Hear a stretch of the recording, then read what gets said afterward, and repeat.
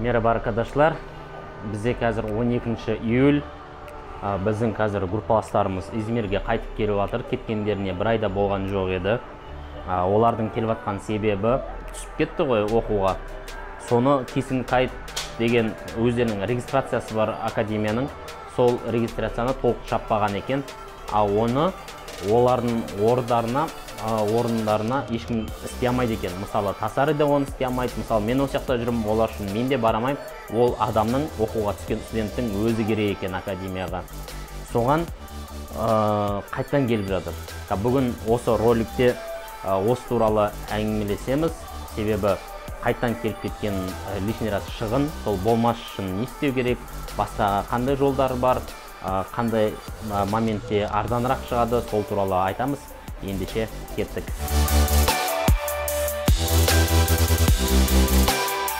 Менің группаласым Асланбек кеше қонақта болып бүгін қайтып жатыр. Асланбек осы Кисинг Кайтты жабу үшін келді Турцияға. Асланбек, сен қанша ақша құрттың неге самолетке келіп кеткенге? Общий 400 мың. 400 мың. Бір сторонаға 200 мың теңге. Обратно сенде қаншасы? 15-іне қайтасың, е? Бүгін бізде 12-сі. Сен ертең бітіресің жұмыстарыңды бұйыртса, е? Ол уақытқа дейін үлгересің бе, 15-іне дейін бітіріп? Думаю, да. И бізде тағы группаластарымыз Карина келе жатыр. Бәрі келеді, походу, который жасамағандардың бәрі. Бәрі келеді. Рахмет за гостеприимство. Саған рахмет. Келіп тұр. Келем тағы. Енді сол Кисинг Кайтқа бола, бана менің группаластарым сияқты, басқа студенттер сияқты қайтып келмес үшін не істеу керек? Бірінші, біз осы жақта оқыған кезде бізге икаметті виза уақытысын осы июньнің соңына дейін берген еді. Сол июньнің соңына дейін Кисинг Кайтты полный жауып кету керек, бітіріп кету керек. Ол бірақ университеттерге байланысты. Мысалы 9 июльде біздегі көп студенттер 9 июльге түсті. 9 июльде кейбір студенттеріміз Кисинг Кайт уақытысы сол июньнің соңына дейін болғаннан кейін бітіріп кетті. Мен Кисинг Кайт барып жасаттым. Және де Томер алып кел, қалған документтердің бәрін яғни дайын. Томердің сертификатына келсем болды деді. Енді олар Томердің сертификасы бізге кейін июльде келді ғой, июльдің 3-нен 4-не келді. Соны PDF форматын алып, просто онлайн жібере салады болды. Ол үшін келудің қажеті жоқ. Сол сияқты, егер мүмкіндік болатын болса, кетпей тұрып, осы Кисинг Кайттың бәрін жауып, университетке уже түсті болып, кейін оқу басталатын кезде ғана келе саласыз. Солай бітіріп кеткен дұрыс. Бірақ мен қазір 9 июль туралы ғана айттым. О жақта июньнің соңына дейін тапсыруға болады екен. Ал басқа специальностьтер бар, басқа мамандықтар бар, басқа университеттер бар. Әр университеттің требованиясы әр түрлі. Мысалы, біреулер жоқ, июльде бізде Кисинг Кайттың уақыты только июльде деп айтуы мүмкін. Біреулер айтуы мүмкін, сіздердің сертификаттарыңыз июльде дайын болатын болса, соны қолымен әкеліп, сол кезде ғана Кисинг Кайт жабылады деуі мүмкін. Әр университеттің требованиясы әр түрлі. Егер сізге осы жақта қалу керек болатын болса, екінші жолы сіз рендеву толтырып, визаңызды создырып көріңіздер. Мысалы, біз туристік визаға подавать етіп көрдік. Қазір мен сіздерге ол қалай толтырылатынын қазір сіздерге көрсетемін. Сайттан Экомет дейміз. Ең бірінші болып ecomet.gov.tr шығады.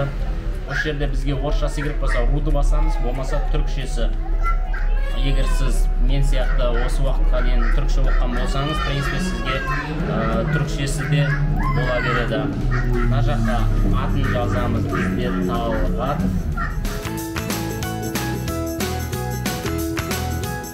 Казахстан. Номер. Мына жерде джип телефоны деп жазамыз. Почтамызды жазбасақ та болады. Телефон номер. Мына жерде оқыдым, аңладым. СМС келді 31-31-73. Осы кезде біз қыса дөнім икамет кезіне башвурусу деп соны басамыз. Кіреді мына жерде бәрлігі тура. Бізге осы кезде 5-6 суреттің электронный варианты керек болады. Мына жерде қызыл жанды астында осыны біз бұлай размерін келтіріп отырып уақытта кетіп қалу керек. Сол кезде, значит, бәрі нормально болды деген сөз. Соны кішірейтіп, үлкейтіп, солай көріңіздер. Сосын астында қызыл кетсе, уже все нормально деген сөз. Илері, яғни дальше дегенді басамыз. Мына кезде бәрі қалады. Медени сен бекарсың ғой, Нежина бекар. Мына жақ Казахстан. Егер үйленген болсаңыздар, ана жерде Эбле деп тұрады, соны баса саласыздар. Мына жерде Хисусу паспорт. Да, осы жерде біз орысшасына не қылайықшы. Мына кезде бізде общегражданский паспорт, Ministry of Internal Affairs. Жаттап аласың ғой.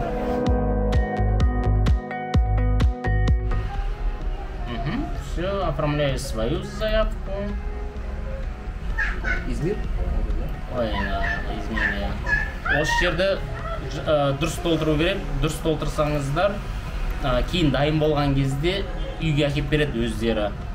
Банаға дайын болған кимлікті. Ал егер бір жерден қате кетсе, почтаға барып өздеріңіз аласыздар.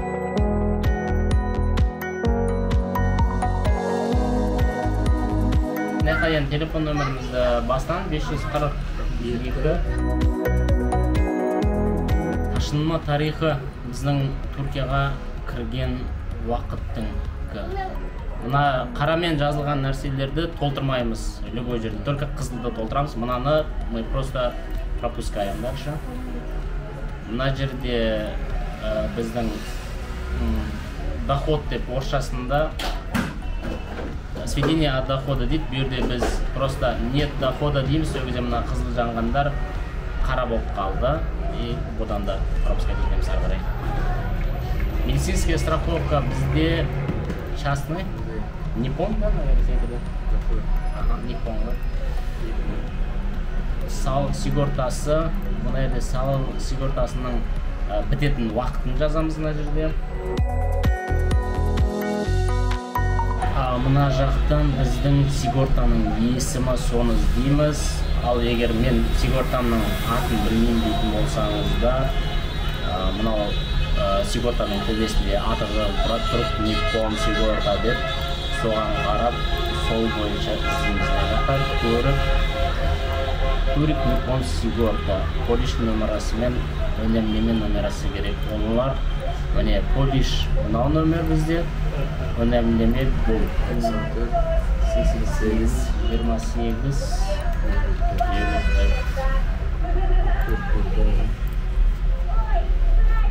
Ну да, все. Мына жерде қызылға толтырылғандардың бәріне галочка қойып шығамыз, қарада жазылғандарға еш нәрсе қоймаймыз. Так, міне калыш недені, не үшін қалайын деп жатсың деп сұрап жатыр бізден. Осының ішінде мысалы оқу, білімсел, біз кезінде сіздер енді оқуға келген болсаңыздар, басында бұл жерде öğrenci değişim программалары солардың таңдайсыздар, ал біз қазір туризмді таңдаймыз. Сосын қанша ай? 3 ай жетеді ғой? 3 ай жетеді. Неге дейін? Октябрьге дейін. Gün емес ай, 3 ай. Қалатын уақыт бізде 07-сі 2022.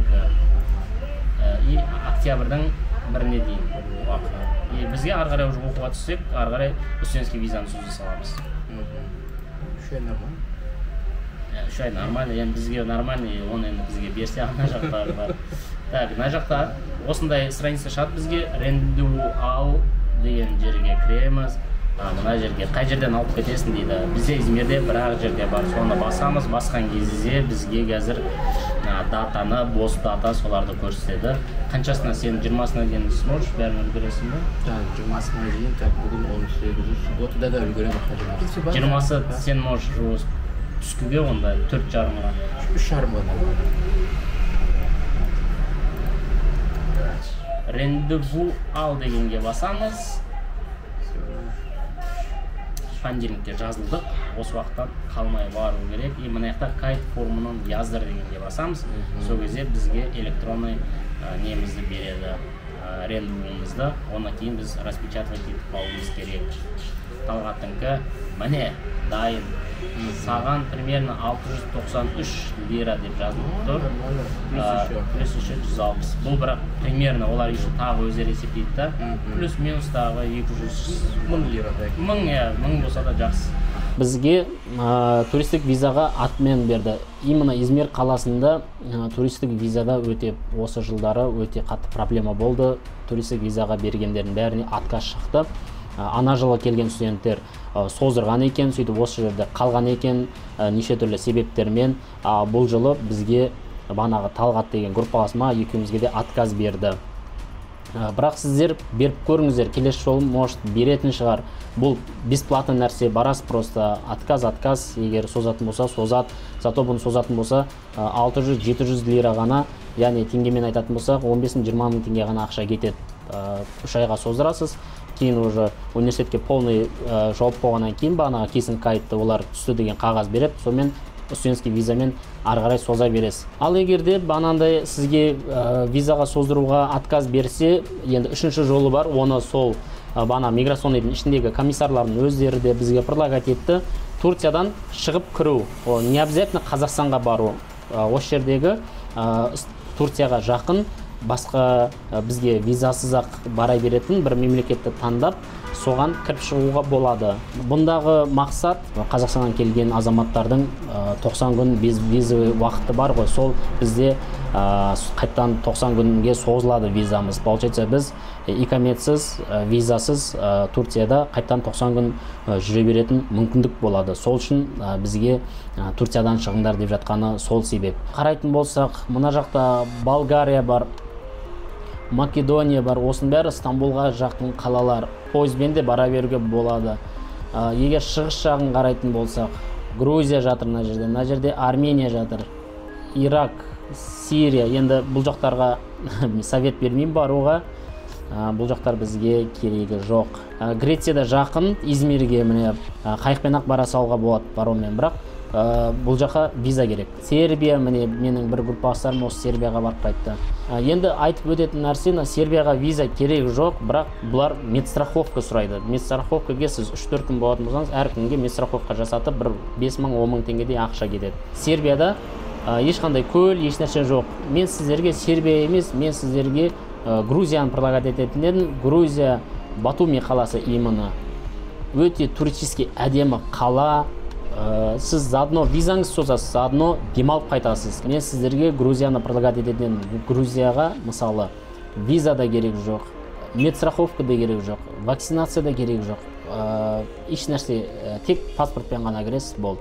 Қазір мен сіздерге қалай бару керек, қалай арзан шығады, және жолға полный қанша ақша кетті, соның бәрін сіздермен бөлісетін боламын. Ендеше басын немен барамыз, соларды қарастырайық. Измирден Батумиға қарай прямой автобустар бар. Бағасы 700 лира, барып қайтқанға 1400 лира болады. Ол 1400 лира көбейтеміз 28, ол примерно 40 мың теңгедей болады. Бірақ бұл жерде мән беретін нәрсеміз жол 24-25 сағат уақытты алады. Егер сіздің беліңіз оған жарайтын болса, егер шаршамайын дейтін болсаңыз, әрине ең оңай жолы осы. Измирден прямой бар, прямой келесіз. Ал о жақтағы продукттың бағалары, гостиницаның бағаларын, оны қазір сәл біраздан кейін айтамын. Ұшақпен де баруға болады. Измирден Батумиға прямой ұшпайды, 2 пересадкамен 2 қалаға ақтарма, ең бағасы 700 мың теңгедей шықтыр. Ол вариантты мүлдем қарамасақ та болады. Стамбулдан ұшады прямой, арасы 1,5 сағат, 1 сағат 45 минут, 7 мың лира, ол 7 мың лира бізде болады. 196 теңге. Бұл вариантта бізге невыгодно. Лучше ол ақшаға Қазақстанға барып қайта салған жеңілірек самолетті прямой Батумиға емес, оған жақын қаласына алсақ болады. Ол мысалы Батумиға ең жақын қала аэропорты бар, ол Ризе қаласы, Ризе Арткен аэропорты. Бұл аэропорт жаңадан ашылған, сол себепті көп билет сататын адамдар даже бұл ашылғанды білмейді. сол олар Трабзонды айтады. Трабзон ол біраз алыстау. Трабзон бізде міне мына жақ. Трабзоннан Батумиға қарай алыстап кетеді, біраз 3 сағат автобус сондай болып кетеді. Мен Ризе деп айтып қоймай, өзім сол жаңалықты тауып, май айынан бері ашылған деген жаңалықты алып, соны көрсетіп барып сөйтіп билетті алдық. Айтпесе сататын адамдардың өздері білмейді бұны.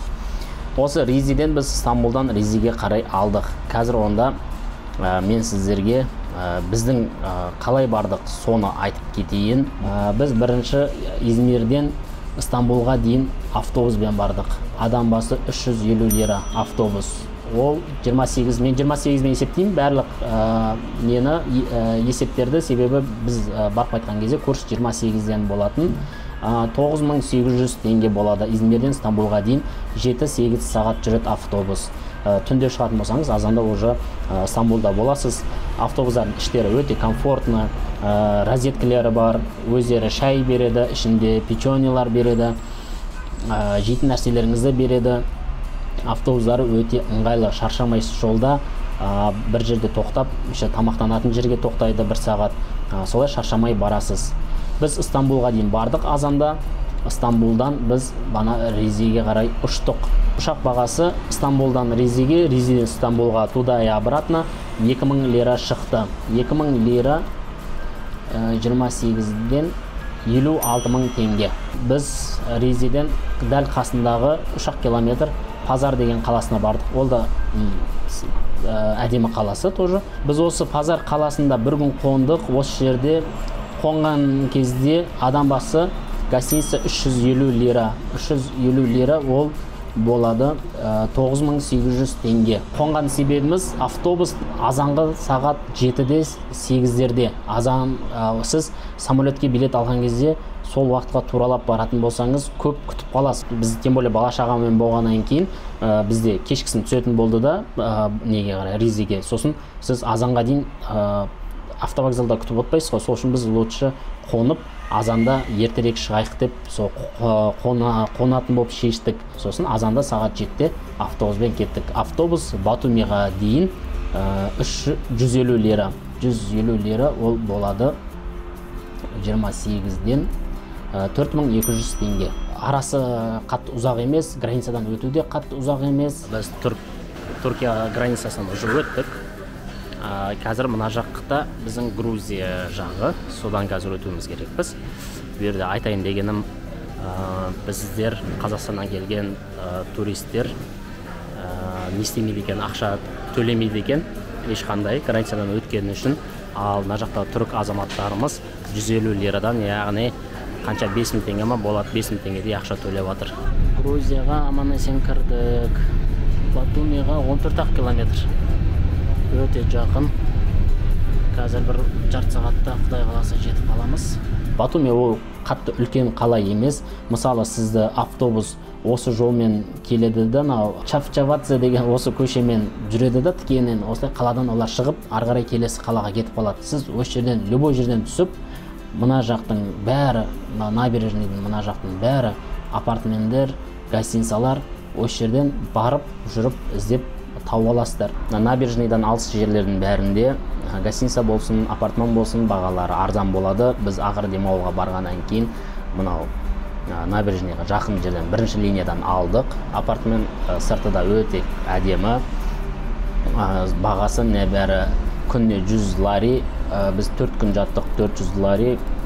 Курс 160-тан 64 теңгеге жатқан екеміз. Бұл бір бөлмелік. Ал екі бөлмені олар күнне 120 ларидан предлагать етті. 4 күнге ол шығатын еді 480. Оны көбейтесіз 160-қа. 76800 шығатын еді. Қатты қымбат емес. Сіз екі бөлмені алып, қасыңызда достармен бірге барсаңыздар болады.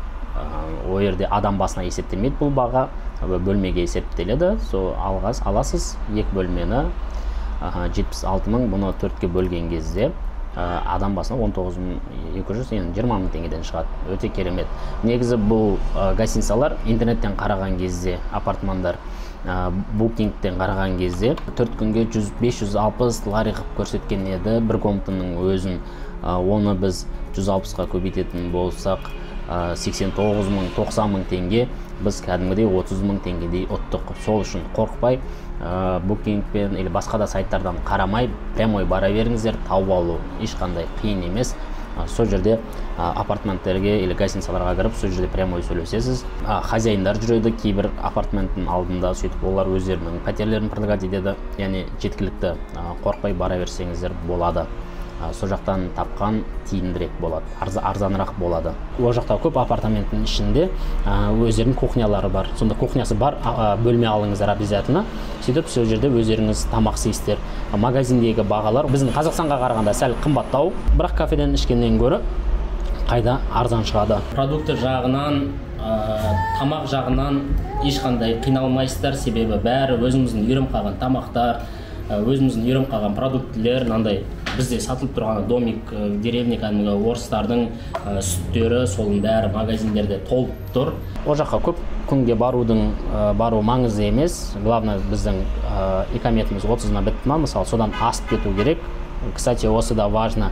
Мысалы, біздің икаметіміз 30-на дейін болса, сіз 25-і бар, 27-сі қайтып келсеңіз, одан ешқандай пайда шықпайды. Сіз икаметтің уақытысынан обязательно асуыңыз керек. Мысалы, біз 29-і шықтық, 3-і келдік. Біз осы банағы біздің икаметтің уақытысынан асырып жердік. Осылайынан асырып жіберу керек. Оның ішінде барып қайтсаңыз, ол ешқандай действие етпейді. Сіздің визаңыз 90 күнге созылмайды. Ал біз қайтатын кезде Батумидан Сарпи қаласына дейін қала ішіндегі автобусға міндік. Арасы жақын 20 километр ма, сондай осы Сарпиға дейін автобустар жүреді екен. Бағасы небәрі 48 теңге, бірақ оған Батуми карт алу керек. Міне автобустарға осындай карта. Яқтан ақша салу керек. 34 секундта берді ғой картаны. Паспорттың оригинал емес, суретін көрсетті. Машин телефоннан қаратта мә деді. Өте оңай, тегін алу. Сонымен қаланың ішінде сол автобуспен жүру сізге өте тиімді болады. Небәрі 48 теңге, егер теңгемен санайтын болсақ, 48 теңге автобустармен сол төлеп жүре бересіз. Осы бағанағы қалалық автобустардың бірі осы Серпи қаласына келеді екен. Серпи қаласы бір 30 километр неден Батумидан, бірақ сонда да төленетін ақшасы сол бір 48 теңге өзгермейді. 48 теңгемен келесіз.